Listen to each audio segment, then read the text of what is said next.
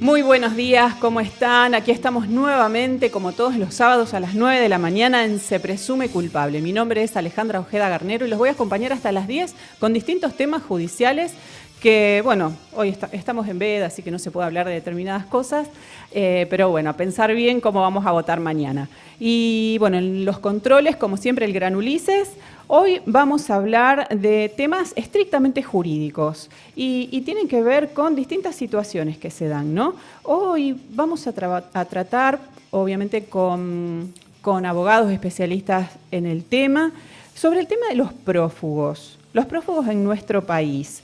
Es común que, bueno, ahora se da puntualmente el caso más reciente, que el de Ivana Garcilaso, esta chica hincha de Rosario Central, que bueno, a raíz de un piedrazo que arrojó una persona del otro equipo, de Newell's Old Boys, al perder el clásico del domingo 30 de septiembre, esta chica perdió la vida violentamente luego de ese piedrazo, y uno de los involucrados se encuentra prófugo en este momento y está intensamente siendo buscado por la justicia, obviamente para poder juzgarlo, para poder determinar qué fue lo que pasó y cuál es su responsabilidad en este hecho terrible que terminó con la vida de esta joven, ¿no? En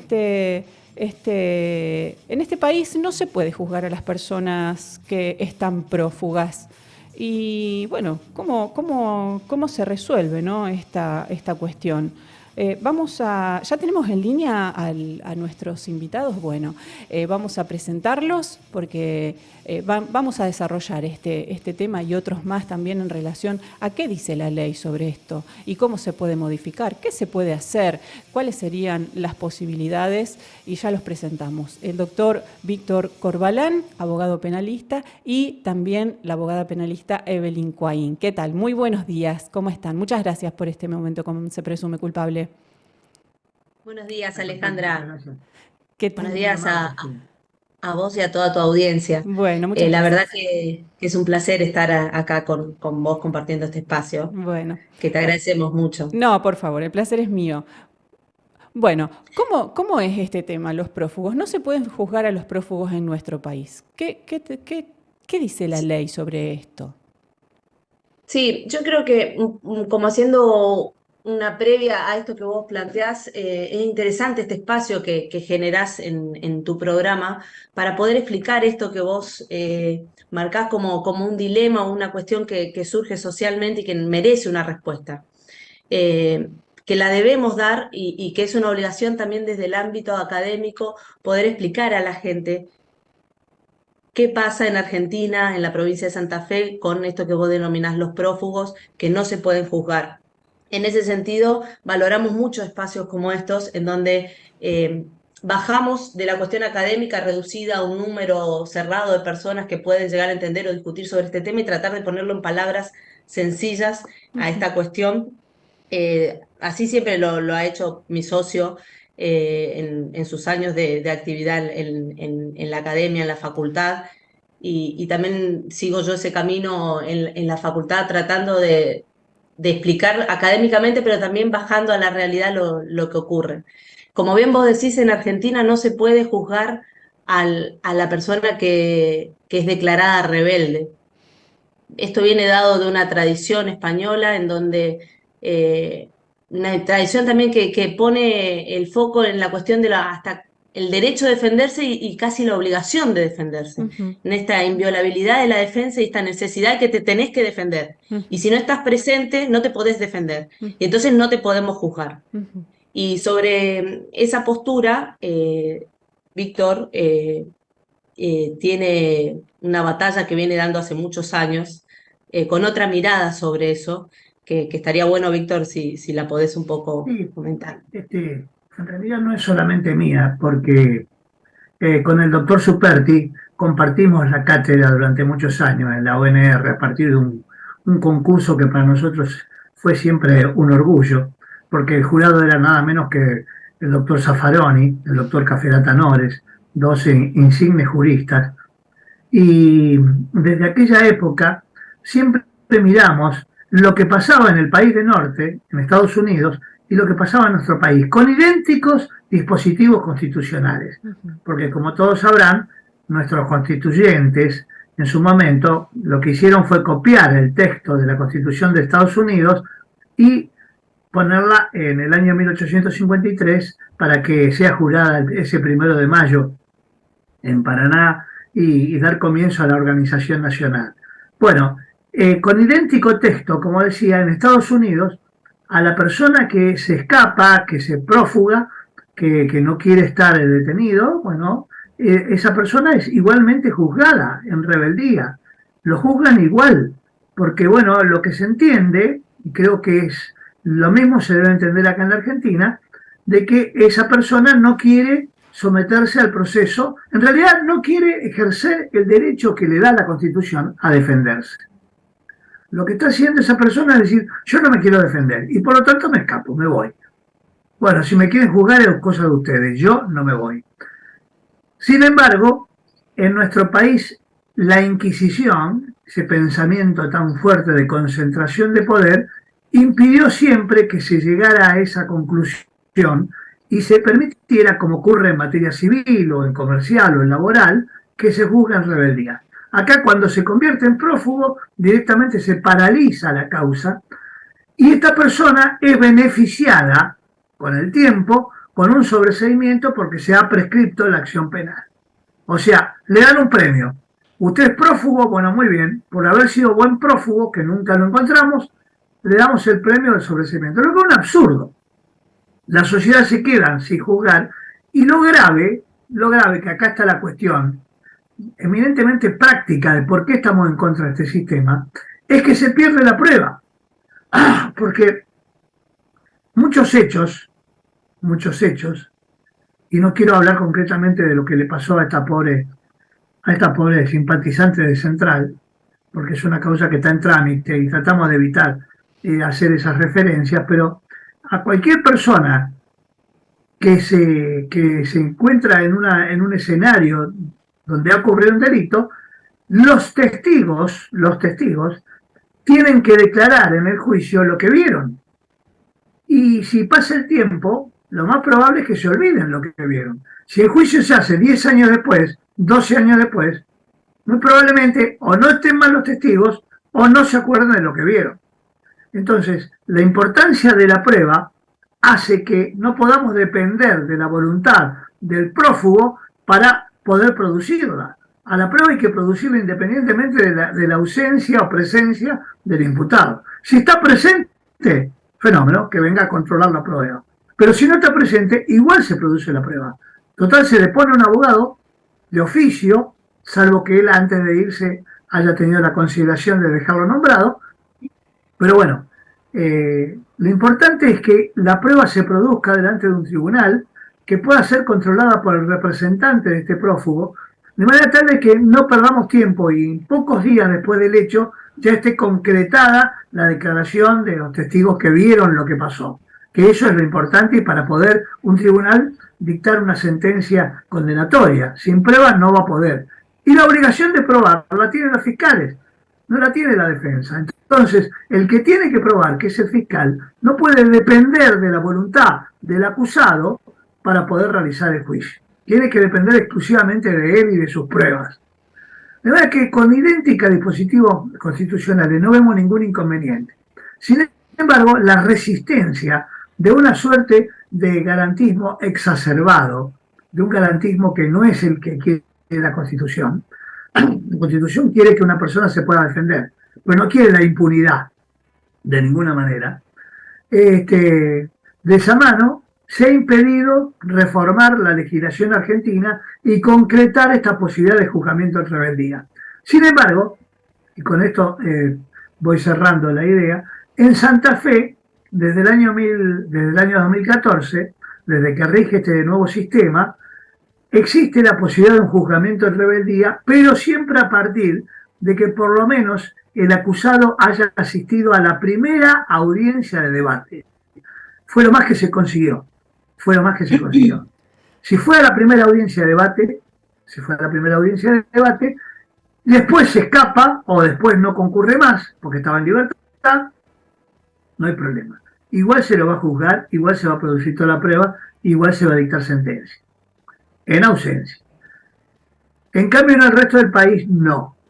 En el resto del país no puede empezar siquiera el debate si no está presente el imputado en su lugar de detención o en su casa disponible para asistir al debate. Sí, realmente esto deja, ¿no?, una sensación de impunidad primero y de injusticia para las víctimas en este caso, ¿no? En el caso de que, bueno, no vamos a mencionar, como usted decía, directamente el caso de Ivana Garcilaso, porque no conocemos tampoco el legajo y cómo va avanzando esa investigación, y aparte está justamente en proceso, pero haciendo referencia a cualquier otro caso en que la persona se fugue y no se pueda iniciar un juicio, queda realmente la víctima sin ninguna respuesta de la justicia. Esto me parece un vacío muy tremendo, ¿no?, para la otra parte.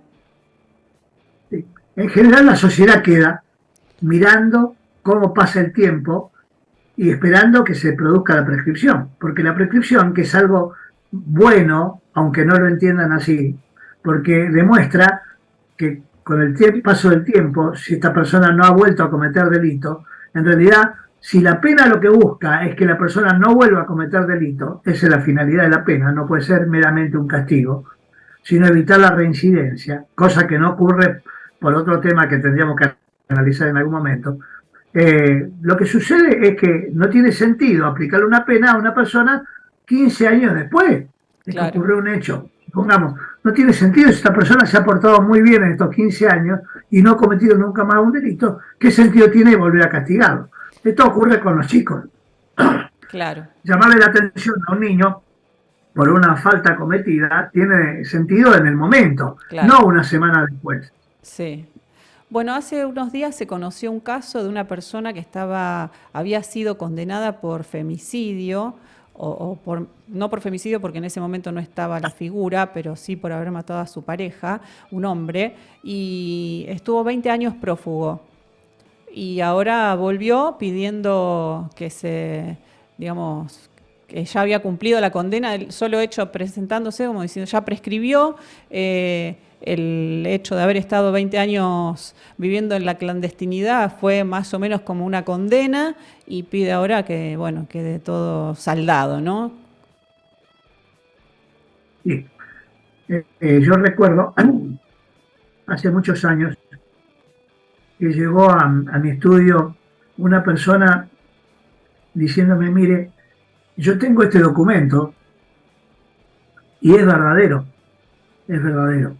pero a mí me buscan con otro nombre.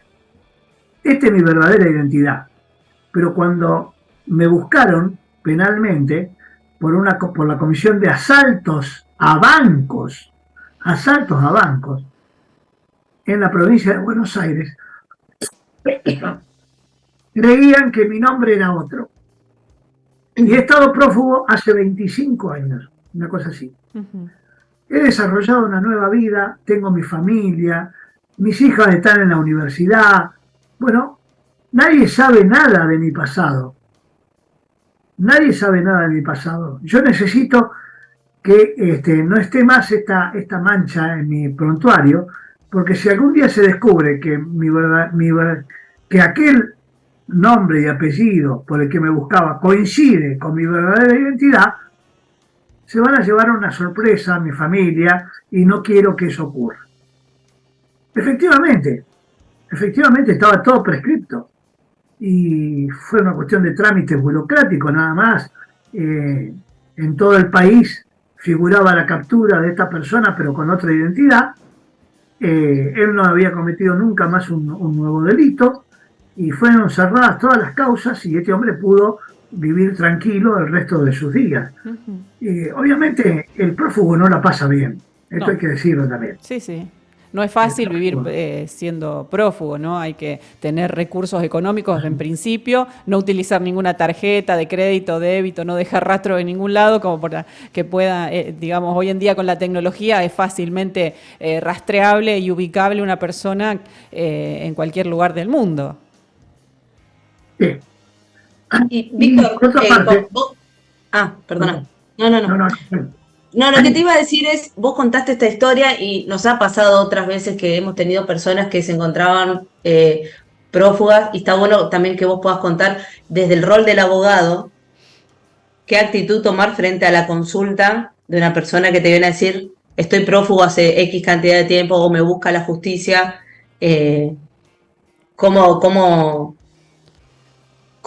responder o reaccionar frente a esa situación como abogado? Correcto. Siempre teniendo en cuenta que nosotros los abogados defendemos el pasado. Uh-huh. Si a mí una persona viene a contar lo que le pasó o lo que hizo, yo no tengo problema de escucharlo. El problema es si la persona me viene a contar lo que piensa hacer mañana. Claro. O lo que está haciendo. Eso no lo puede hacer. Eso no me lo puede decir, porque yo ahí me convierto en un encubridor o en un partícipe. Claro. Los abogados defensores tenemos un límite, y ese es que el relato se refiere al pasado, a lo que ya ocurrió, nunca a lo que puede llegar a ocurrir el día de mañana. Esto es una cosa que hay que tenerla muy presente permanentemente. Claro, y otra cosa también, porque siempre los abogados penalistas han sido demonizados, como para ponerle un término, y tildados, ¿no?, de defender a delincuentes y demás. Esto tiene que ver con una garantía constitucional justamente de poder defenderse, de la gente, de todo ciudadano que tiene el derecho a defenderse, y para eso necesita un abogado que lo represente ante este proceso, ¿no? Por supuesto, para la Inquisición, en realidad, no tendrían por qué tener defensores, porque para la Inquisición todo acusado es culpable. Claro. Era culpable. En la época de los tribunales de la Inquisición, donde se confundía el delito con la fe, se le ponía una capa a los que estaban en libertad, a los pocos que estaban en libertad se le ponía una capa que se le llamaba el San Benito. Y andaban por las ciudades, que eran muy pequeñas, con ese San Benito puesto, lo que daba la indicación clara para toda la sociedad de que él estaba acusado por el Tribunal de Inquisición y estaba esperando que algún día le tocara llegar a juicio. Porque lo que en realidad buscaba la Inquisición era el arrepentimiento de este pecador para que se pudiera reconciliar con el Dios en el que ellos creían. Entonces, ¿qué sentido tiene ponerle un abogado defensor a una persona que es culpable? Porque ese si es culpable no necesita que lo defienda, necesita que lo condenen. Claro. Esa es la lógica de la Inquisición. La Revolución Francesa viene a plantear la posibilidad de que el ejercicio del poder no sea tan absoluto y que el que ejerce el poder, el rey, el monarca, el absoluto, se equivoque. Esa posibilidad que no estaba en la mente de los inquisidores es la que rescata el pensamiento libertario, aunque esa palabra hoy está muy devaluada, sí. Pero ese pensamiento de libertad es el que se rescata para decir, cuidado, el poder puede dirigirse contra una persona que no es culpable, sino que es inocente. Y acá viene lo interesante, porque acá sí aparece la necesidad imperiosa del abogado defensor. Porque ¿quién va a atender esta grave situación? Y lamentablemente muy común. Muy común. Nosotros lamentablemente tenemos demasiadas experiencias de personas inocentes llevadas a juicio. Y que actualmente todavía están esperando el juicio y estamos convencidos, son absolutamente inocentes. Ese convencimiento que tenemos nosotros, obviamente no lo tiene el fiscal. Y tenemos que tratar de convencer a ese fiscal de que esté equivocado en su pretensión, porque esta persona no merece que lo condenen, es inocente. Ahora, claro, hay que probarlo. Y esa es nuestra tarea, ¿no? Claro.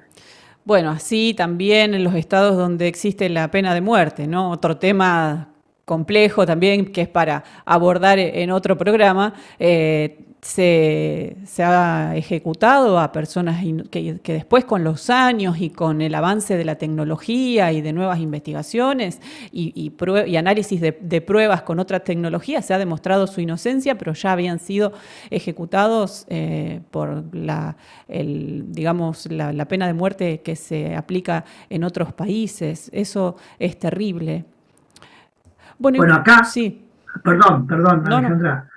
Acá la pena de muerte, esa a la que estás haciendo referencia, se equipara con la pena impuesta por los medios de comunicación, por algunos medios de comunicación, que directamente condenan a una persona antes de la sentencia, lo estigmatizan, y entonces es más difícil todavía porque socialmente esa persona ha sido puesta como culpable frente a toda la sociedad, ¿no?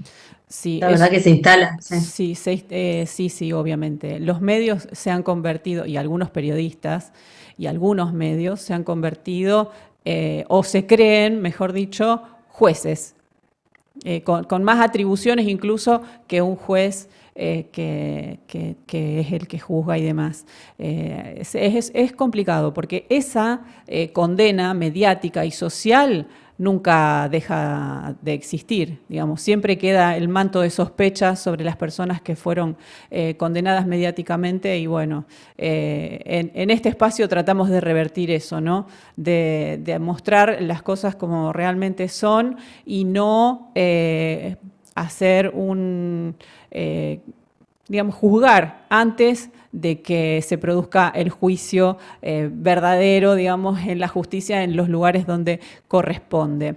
Volviendo al tema de los prófugos, ¿cómo podríamos modificar esto? ¿Se puede modificar en nuestra legislación? ¿Se puede buscar alguna solución para que esto ocurra y que por lo menos la otra parte damnificada pueda tener algo de justicia o de reparación? En algunos casos es difícil porque, bueno, cuando hay pérdida de una vida, obviamente no hay reparación que alcance, pero al menos sentir que se hizo algo.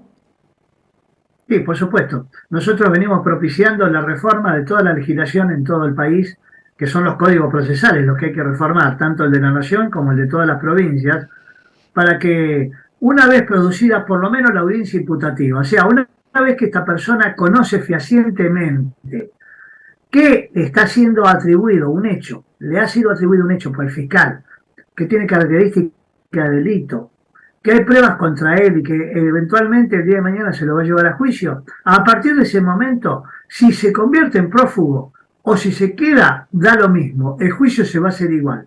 Eso se puede hacer, se debe hacer.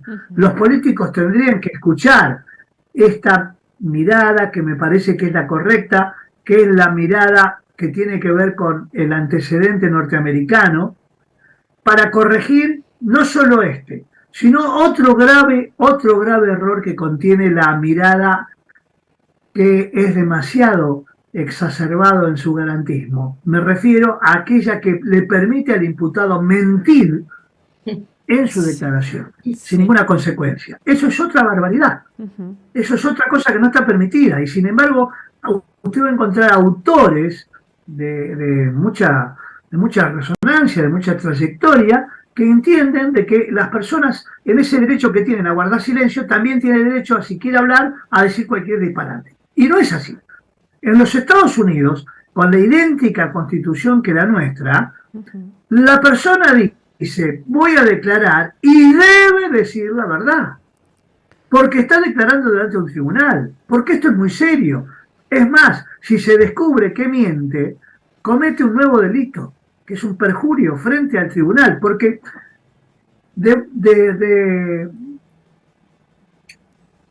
yendo al fondo de la cuestión, los imputados cuando declaran en un juicio no son nada más que testigos muy privilegiados, porque ellos están contando a veces lo que hicieron, lo que vivieron. Una persona que es acusada de homicidio y alega su legítima defensa, es un testigo inmejorable. Él está contando lo que le tocó vivir, más allá de que él fue el protagonista. Él está contando y lo tiene que decir bajo juramento. Entonces, la garantía constitucional de que nadie puede ser obligado a declarar contra sí mismo, Ujú. se agota en el ejercicio del silencio. Ahora, si él dice, no, yo renuncio a esa garantía que ustedes me están dando y quiero declarar, ahí nace su obligación. Igual que tiene toda persona, todo testigo en nuestro país, a decir la verdad. Ujú.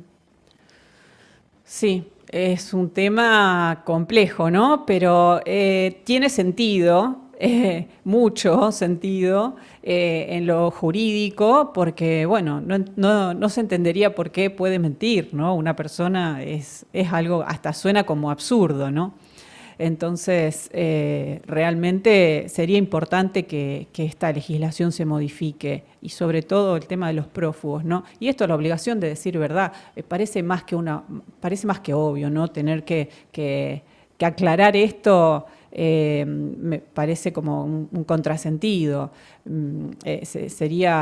Suena hasta absurdo que pueda mentir una persona que es bueno, que está involucrada o acusada de cometer algún delito. Es realmente terrible. Y otra cosa que me quedó dando vueltas en la cabeza es que cómo esto de los prófugos, ¿no? Como usted decía, doctor Corbalán, tiene que ser juzgado. El hecho de que, porque a ver, una persona inocente creo no se va a fugar. El hecho de que esté prófugo, ¿no sería un indicio también de su responsabilidad en el hecho que se le está, digamos, endilgando? Sí, evidentemente, a ver, yo no sería tan determinante en orden a que a lo mejor, aún siendo inocente y Sí, conociendo lo mal que funciona el sistema, sí, prefiera ser prófugo. sí, esa es otra posibilidad que también se me ocurrió. Pero bueno, digamos que Sí, dándole una mirada más o menos por ahí crítica, podría pensarse que esta persona, existen las dos posibilidades, es cierto. Pero sí, bueno, por supuesto. Pero de cualquier forma, estar prófugo es una alternativa que se le ofrece frente a lo que es tremendo, que es el hacinamiento carcelario, que ese es otro tema que habría que abordar, sí, porque en este momento estamos en una situación de crisis tremenda en la provincia. sí. En la provincia ya no hay más lugar, no hay más lugar en ningún lado. Sí, En cualquier esto, momento van a ocupar el cuartel de bomberos. claro, esto de que la puerta giratoria de la que muchos hablan no es así, definitivamente. Por Porque las supuesto. cárceles están cada vez más llenas de personas e incluso, bueno, en estos días se conoció un caso de la comisaría 15, donde había lugar para 12 personas y había 47. Y las cárceles, esto en una comisaría, pero las cárceles están en la misma situación, o peor. Pero con el Y algo, agravante de que más del 50% de los presos más del 50% están sin condena. O sea, Claro, están esperando que algún día se dicte la sentencia claro. o que quede firme porque hay recursos. Es Sí, decir, tenemos un problema, tenemos el fenómeno del preso sin condena, sí. Eso es que es un realmente fenómeno también de terrible. la Inquisición.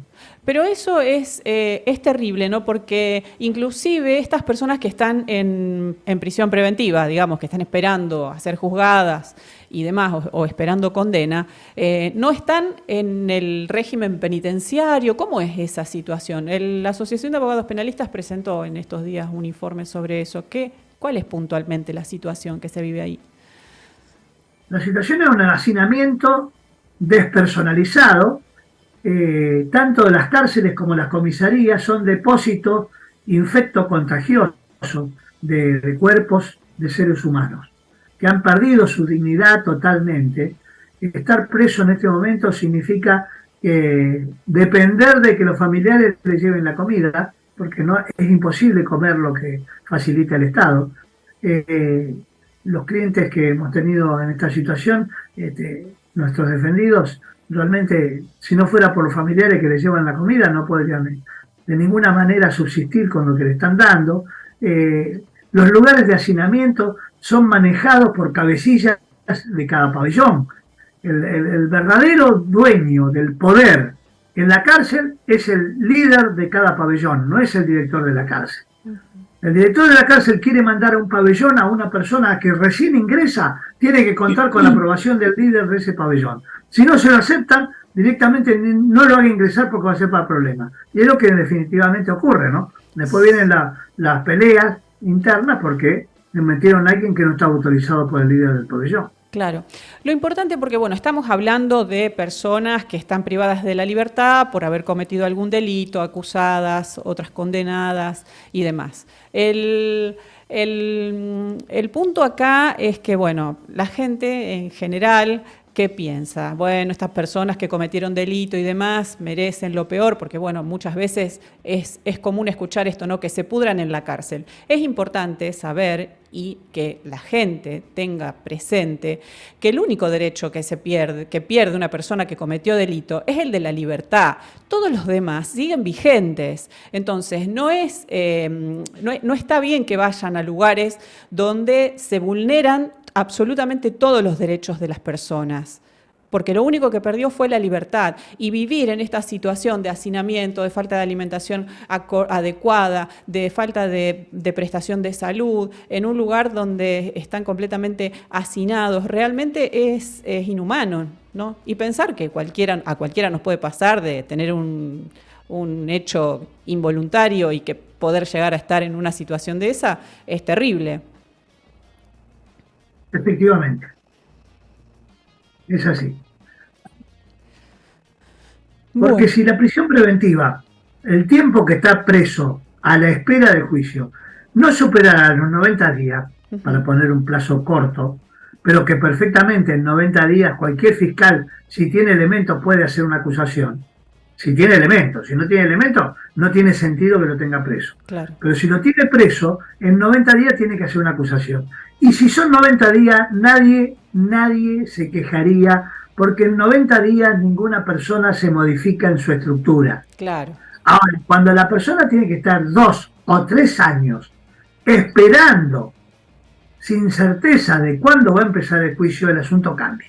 Claro. Porque no es la misma persona aquella que fue detenida hace 3 años que la que hoy va a ser juzgada. Sí. La cárcel lo modificó, no es la misma persona. Estamos Sí. juzgando a otra, estamos condenando a otra persona diferente. Uh-huh. Que además es iatrogénico, o sea, además se agrava, si él era una persona que ya tenía alguna patología que lo llevaba a cometer injustos, hoy es peor. Hoy es más grave, porque la cárcel agravó esa situación. Sí, realmente la cárcel no cumple con lo que establece la Constitución, no que sean sanas y limpias y para que la gente salga, para la resocialización, sino que todo lo contrario. Hay muchos que aseguran que la cárcel es la universidad de los delincuentes. Efectivamente. Y en este encierro, Alejandra, sí. que nosotros enseñamos como cautelar, Uh-huh. como quien embarga un bien, mandamos a una persona a la cárcel durante la investigación, justamente uno de los motivos que habilita lo que nosotros entendemos que en realidad termina siendo un anticipo de pena más que una cautela, un cuidado de el proceso. Claro. Uno de los motivos que lo habilita justamente es el tema con el que iniciamos esta charla de hoy, que es el peligro de que esa persona se fugue. Claro. Con lo que si existiera la posibilidad de juzgarla en rebeldía, inclusive como se planteaba al inicio, también esta posibilidad bajaría el nivel de intensidad de esa posibilidad para justificar el encierro, que es algo que también enseñamos y lo planteamos de esa manera. Sí. Pero más allá de esto que vos decías, Víctor, me parece esto de los 90 días del encierro cautelar y se juzga a la persona, tampoco modificaría el estado en el que se encuentra el sistema penitenciario, que es un poco el fondo de la cuestión que me parece que plantea Alejandra, y en un sistema económico como en el que nos encontramos, con escasez para hospitales, escuelas y demás, obviamente que políticamente el Estado y el mantenimiento de un buen estado de las cárceles es lo último en lo que muchas veces se piensa. En este sentido, ¿no es cierto? Sí. Y el tema de que no haya tanto tiempo de encierro no hace que la gente que está condenada esté en esa realidad. Bueno, lamentablemente se nos ha terminado el tiempo. Pero bueno, sumamente interesante el tema de hoy, así que les agradezco muchísimo esta participación en Se Presume Culpable y seguramente nos vamos a volver a encontrar en algún otro momento con algún otro tema, sí. Bueno, muy amable, No. Alejandra, ¿eh? Bueno, no, Muy por favor, agradecida. muchas gracias a ustedes. Hasta otro momento. Bueno, Chao, hasta luego. Bueno, hasta luego. Bueno, vamos a una pequeña tanda, rapidísimo, y porque ya tenemos nuestro próximo invitado de la mañana de hoy para seguir con otro tema, también un poquito polémico. Ya volvemos.